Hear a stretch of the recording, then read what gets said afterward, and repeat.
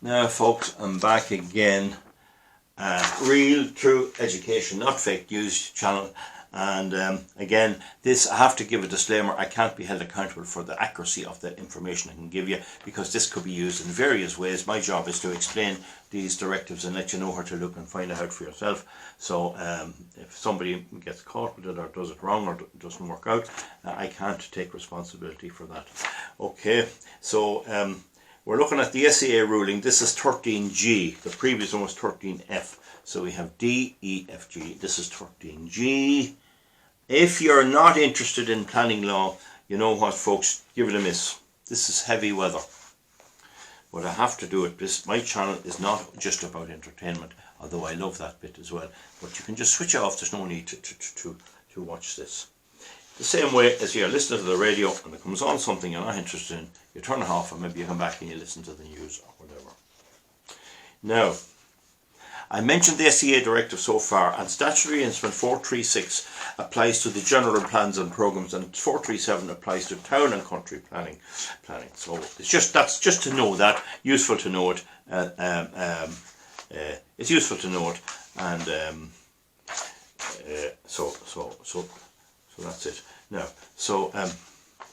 now the thing is, the SEA directive is not mentioned in the Planning and Development Act.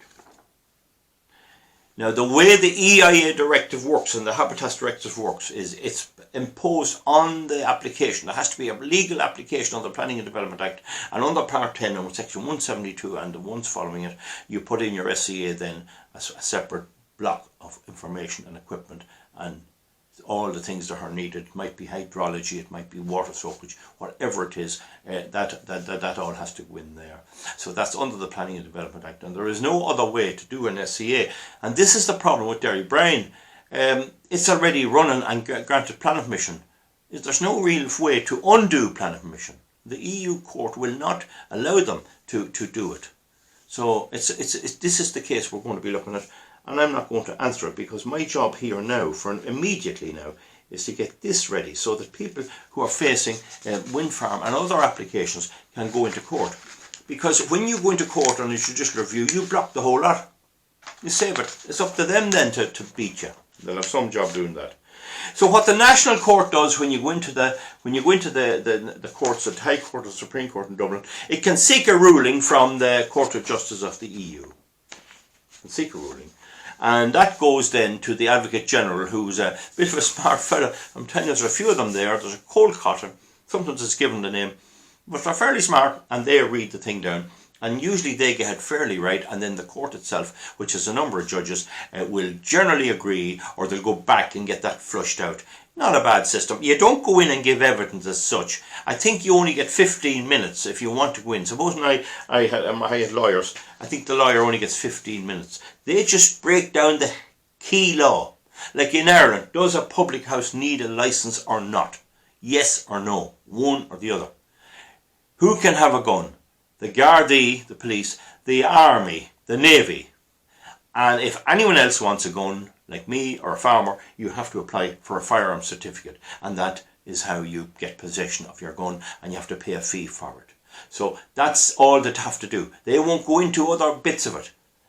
They'll go into that bit of a thing. So if some fellas claims, I don't need a license on my gun, I have a big machine gun here, I don't need a license. If that went to the European Court of Justice, and it's a bit of a ridiculous thing, you only get maybe 5 minutes. Yes, no. And you know what it'll rule? It'll rule you do need a firearm certificate. So now, the SEA is not mentioned. It's not mentioned in the Planning and Development Act. So which way am I going here now? Yeah, no.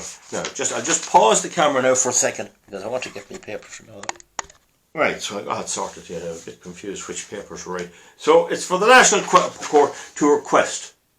And there is procedure if the National Court refuses. You can get it around that. But the thing about it is, if the National Court allowed something to go ahead, like to allow, we'll say, no EIA for maybe cement works or nuclear power stations, I mean, the EU Commission would be expected to roll in on that. It would be expected to come in and intervene.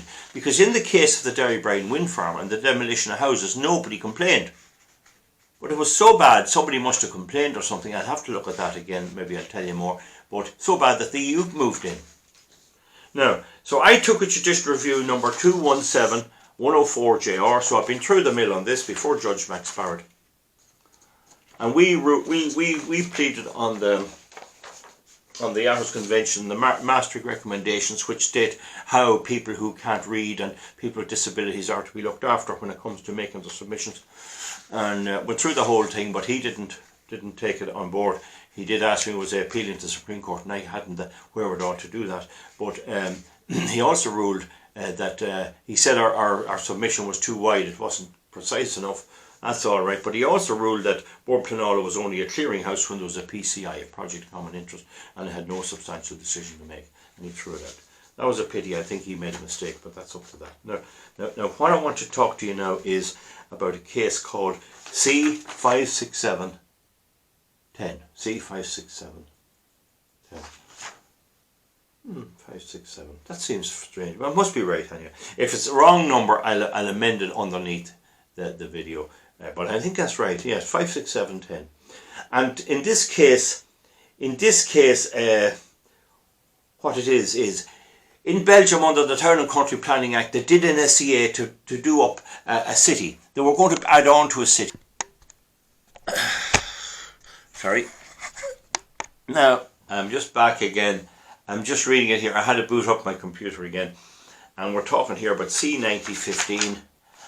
And in this case, the person who took it was Patrice de Ultramont and others. And associates of mine know this man. He's a great gentleman altogether. Very, very much on our side. I'll just spell his name, P-I-T-R-I-C-E, and it's D, O-U-L-T-R-E-M-O-U-N-T. Like continental names are a little bit difficult. And other people. And it was the region of Walloon, W-I-L-L-O, I call it Walloon, O-N-N-E, Wallon. Don't get me on European names, I'm not so good at that. And this is specifically on the SEA Directive 20142 EC, Plans and Programmes Definition, Construction of Wind Power Installations. And you can read it down there yourself.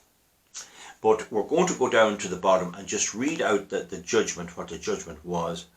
And they were facing the same as many groups are here. I therefore propose, now this is the Advocate General. Oh yeah, this must be the Advocate General report.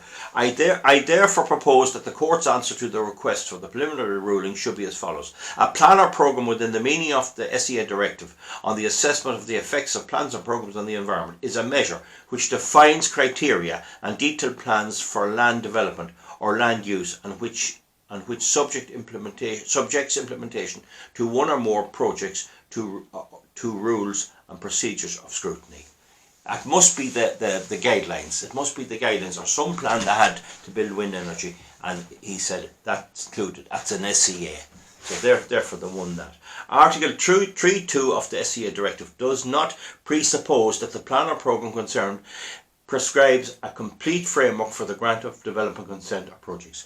Now, when I take that to mean, and I'm open to correction on this, the other side, the opponents, like Bord Pleanála, try to say, oh, it's only a bit. Oh, the wind energy guidelines are only one little bit. Oh, there's a whole lot of other stuff.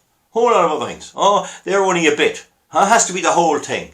Anything to get out of it. These are villains. I argue with this with them and with the wind industry and everything. Oh, no, it doesn't apply. Oh, it's only a local thing. What this section says, it's complete. It does not presuppose that there has to be a comprehensive plan. You can pick a section of it. This is to stop them salami slicing. This is to stop them doing it in bits and pieces. Oh, we do the bit on noise, then we do the bit on shadow flicker, then we do the bit on safety, then we do the bit on wildlife. This section says no, any bit of it must have the SEA. An order containing various provisions for the installation of wind turbines, including measures on safety, inspection, site restoration and financial collateral, as well as the noise levels set out by reference to the town and country planning zones, which prescribe at least part of the framework for the grant of administrative development consents for installation referred to in Annex 2.3 of the EIA Directive on the assessment of certain plans and programmes certain public and private projects, so this is EIA on the environment, must be classified as a plan or programme within the meaning of the SEA directive. This is an order they made about noise or shadow flicker, the same as our 2006 wind energy guidelines. It is part of the SEA directive. That's case 29015. Defines the criteria. It doesn't have to be comprehensive, it can be one particular part of it, and the order must be classified as a plan or programme. Okay, where are we now? We're on 10 minutes. So now that gives you the build up to this. That gives you the cases that are going around. And you'll note that no one has yet taken a case directly confronting a wind farm or pylon project or something like that, or a smelting project, directly on the SEA. You see, if a company here just wants to set up we'll say a metalworking smelter or build some type of a power station, do they need to be covered under the National Renewable Energy Action Plan? Now, we have discussed this in our groups, and some very smart people. If it's financed by the government or put forward as part of an energy programme, supposing they're building a gas-fired power station to balance and complement and stabilise wind energy, then that would have to be part of the SEA. But if, let's say, Gypsum Industries up the road here were building a power station just to supply their own plant and get cheaper electricity, and that could be happening more and more, I would think an EIA would do there. That's not a public plan or programme. I'm open to subjects that we do have arguments of this, so it's a very healthy sign of my group, which contains engineers and all types of people, lawyers and everything else. It's a very, very healthy sign that we don't agree on everything. That's not the problem. This judgment, this recent judgment, C24 19, doesn't need, you don't have to worry about this, because it hands it to us like a glove, a hand in a glove. It hands us to us very simple. So that is the presupposed. I'm going to now just stop here now for a second. So we're back to C24 19. This is the recent judgment delivered this year. And I'm going to read it to you again now because there are some questions about it. And we're on 12 minutes, so it's just lovely for time. Operative part of the judgment. This is the ratio dicetendi. There's a bit about costs on it and all that. But this is the ratio dicetendi. This is the kernel, the binding part. No Irish court can best this. If it can't be bested, they're caught with it. The only thing I won't tell you is, can I attack my one here now on it? I don't know. So we're going to read it now. There are 3 parts. Article 3.2 of Directive 201/42/EC of the European Parliament and Council of the 22nd of June 2001, 27th of June 2001, on the assessment of certain plans and programmes on the environments must be interpreted as meaning that a concept of plans and programmes covers an order and circular adopted by the government of the federal entity of the member state, that's the local government thing, member state or the state government, both of which contain various provisions concerning the installation and operation of wind turbines. It covers it. Got caught. 2. Article 3.2.1. Now that's Article 2A. Now go into the SEA directive and see Article 2A. Go into the full directive. You'll see Lex and Curio on it. Article 3.2a of the SEA directive must be interpreted as meaning that an order and a circular, both of which contain various provisions concerning the installation and operation of wind turbines. That's the Flanders 2006 guidelines. The only real difference in them and our ones is that it says the measurement of noise has to be taken at 8 metres per second, which is 17 miles an hour. Our one doesn't say that. It's only a minor difference. So now, that for the installation and operation of wind turbines, including measures on shadow flicker safety, noise level standards, contains plans or programmes that must be subject to an environmental assessment in accordance with that provision. Okay. It must, M-U-S-T. It's not shall, may, will, or anything else. In the first part of it, must, M-U-S-T. M-U-S-T. Article 2, must, again, it must be as meaning an order or circular. wind energy guidelines. It must be interpreted as that. And then there's a question put, what happens to existing turbines? What happens if if they want to go ahead with it? Now bear in mind that a wind turbine cannot be said to be needed for to keep the lights on in any country, because there's days when there's no wind energy at all. So they can carry on, they have enough capacity without it. This is more or less irrelevant, but it has annoyed people who are trying to figure it out. But where we'll say they were building a gas-fired power station to complement wind, and if they didn't go ahead with it, and the lights in the whole of the country, not in a region, in the whole of that country, would go out, and if that happened in Brussels, the whole EU would be in the dark. So I suppose they just put in a provision for this. And in my view, this makes the judgment even more profound and great. It foresees this situation. It lets that wee loophole there. So we're going to look at it now. Where it appears that an environmental assessment within the meaning of the SEA directive should have been carried out prior to the adoption of the order or circular, before they made the wind energy guidelines, on the basis of which a consent, that's planning permission, which is contested before a national court, was granted for the installation and operation of wind turbines, with the result that those instruments and that consent do not comply with EU law. So our ones does not comply with EU law. 2006 Irish guidelines do not comply with EU law. That court may maintain the effects of those instruments. It can leave them running for the moment. And that consent only if national law allows for it. Well, what are the guidelines for planning permission? They're only guidelines, of course, but they are accepted by the courts and by the planning authorities as the minimal requirement. You can't put wind turbines 400 metres away without your consent. It has to be 500 metres. So I don't think that matters that much. The national law doesn't stop it. They just put that in there. And the national law permits, so we can look at that at a later stage to do so. So in the proceedings before it, this is the court in the national court, so this will be Dublin High Court. And if the annulment of that consent, that means the quashing of that planning permission, would be likely to have significant implications for the electricity supply of the whole member state. It would be likely to have significant implications for the whole of the member state concerned, the whole of it, the whole of Ireland. So if they don't allow the wind farm in Rara to go, the whole thing's going to come down. It's going to be a blackout. Member state concerned. And only, O-N-L-Y, and only for the period of time strictly, S-T-R-I-C-T-L-Y,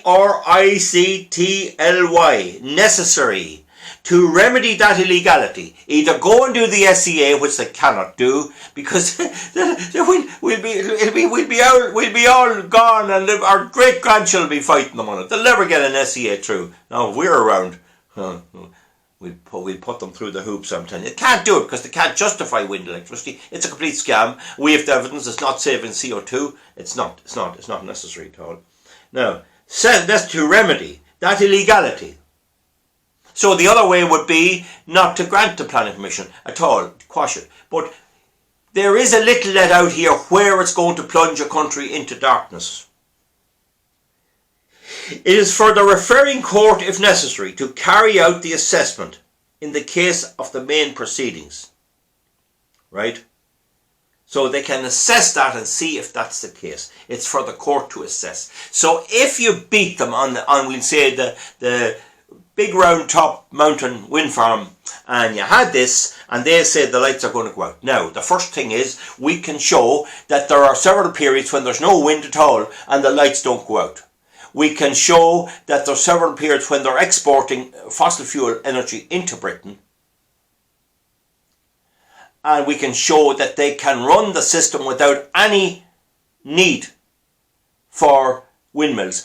And they can't say they have to supply the UK. We're very lucky now because we don't have massive interconnection. If we had massive interconnection, they'd try and say if you cut down the wind energy, France is going to go out. It has to be in the member state concerned. In the member state concerned.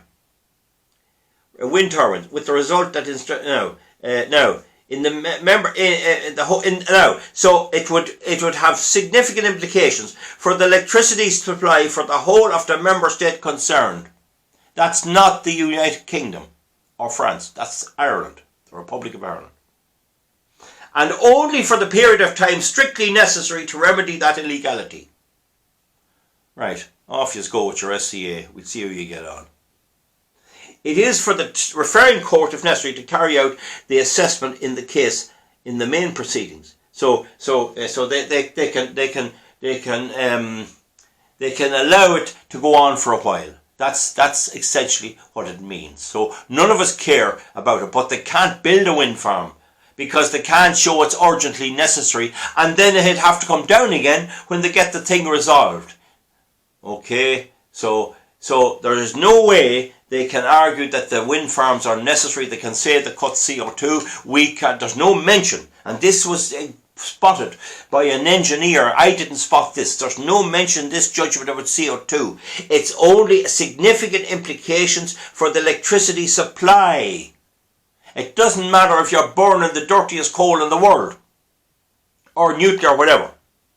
There is no implication. You could take down all Irish wind turbines tomorrow morning and it wouldn't affect the electricity supply because we have adequate cabling and adequate generation capacity.